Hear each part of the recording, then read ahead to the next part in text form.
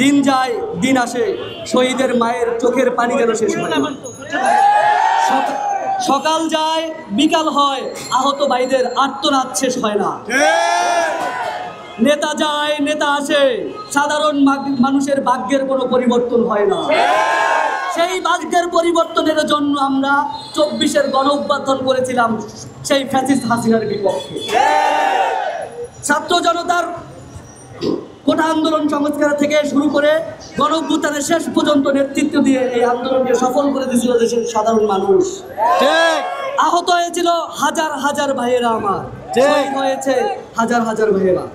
কিন্তু এই ভাইদের রক্তের উপর দাঁড়িয়ে আমরা সৃষ্টি করেছি এক বোকা উপদেষ্টা মণ্ডলী, যারা 1 বছর পার হয়ে যাওয়ার পরেও আমাদের জুলাই ঘোষণাপত্র ঠিকঠাক দিতে পারেন নাই।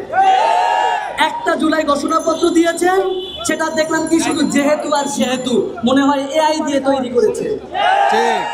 এরপরে আপনারা 1 বছর পরে এখন ঐক্যমত্য বসেছেন, ঐক্যমত্য ভোটের মাধ্যমে আপনারা জুলাই সনদ দিবেন। এই সনদে টোটাল জুলাই সুতরাং আপনারা যদি সেই ঘোষণাপত্রের মতো একটা যেহেতু সেহেতু জুলাই সনদ দেন, সেটা তো আমরা মেনে নিব না। সুতরাং জুলাই প্রতিনিধিদেরকে নিয়েই আপনাদের জুলাই সনদ তৈরি করা দরকার ছিল। আমাদের 3টা দাবি নিয়ে আমরা আজকে রাস্তায় এসেছি। প্রথম দাবি, জুলাই ঘোষণাপত্র সংশোধন করতে হবে। এই জুলাই ঘোষণাপত্রে দেখেছি আপনারা পিলখানা হত্যাকাণ্ডকে আনেননি, শাপলা গণহত্যাকে আনেননি, তারপর 52-এর ভাষা আন্দোলনকে আনেননি, এবং আমাদের জুলাই যোদ্ধাদেরকে রাষ্ট্রীয় স্বীকৃতির কোনো ব্যবস্থাও ওখানে করেননি। এমনকি কোন আইনের ভিত্তিতে এবং কোন ধারাবাহিকতায় এই জুলাই যোদ্ধাদেরকে পুনর্বাসন করবেন তারও সুনির্দিষ্ট কোনো রোডম্যাপ আপনারা দেন। তাই এখানে দাঁড়িয়ে দৃঢ়কণ্ঠে বলতে চাই, আপনারা অনতিবিলম্বে জুলাই ঘোষণাপত্র সংশোধন করুন এবং জুলাই সনদে গণভোটের মাধ্যমে নির্বাচনের আগেই গণভোট তৈরি করে সেই সংবিধানে স্থায়ী করে তারপরে নির্বাচনের দিকে আগান। আর যদি এই জুলাই যোদ্ধাদের রক্তের সাথে আপনারা বেইমানি করেন, আমরা কিন্তু আপনাদেরকে ছেড়ে কথা বলবো না।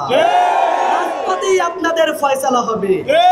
ফ্যাসিবাদকে যেভাবে বাংলাদেশকে বিতাড়িত করেছি, প্রয়োজনে আপনাদেরকেও ডিম থেরাপি দিয়ে আপনাদের চেয়ার থেকে টেনে নামাবো।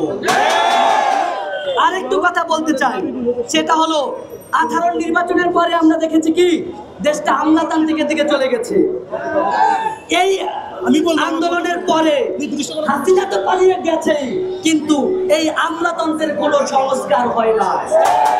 আমরা দেখেছি যেই শিক্ষা ব্যবস্থাকে ধ্বংস করেছিল সিদ্দিক জুবায়ের, তাকে আমরা এই যে কিছুদিন বিমান দুর্ঘটনা ওই সময়ের কালে সে আমাদের যখন পরীক্ষা ছিল ছাত্র ভাইদের পরীক্ষা বন্ধ করার জন্য আমরা বলেছিলাম, সে রাজি হয়নি।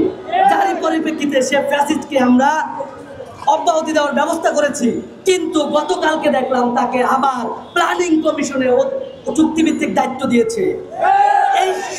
এই যে আমলাদেরকে, তাদের গুটি কে লারে, তাদেরকে কে পরিচালনা করতেছে, তার চূড়ান্ত রোডম্যাপ এবং আমাদের প্রকাশ্যে এটা আপনাদের বলতে হবে। কাদের শক্তি বলে সেই ফ্যাসিস্টের দোসররা এখনো সচিবালয়, ডিসি অফিসে, বিভিন্ন সরকারি মন্ত্রণালয় অফিসে দখল করে চেয়ারে বসে আছে, বহল তবিয়তে বসে আছে। তাদের বিপক্ষে এখনো ব্যবস্থা নেওয়া হয় না। সুতরাং এইসব ফাজলামো বন্ধ করে জুলাই যোদ্ধারা যার জন্য রক্ত দিয়েছে, যেই দেশটাকে সুন্দর করার জন্য, সংস্কার করার জন্য রক্ত দিয়েছে, তার মূল্যায়ন করুন।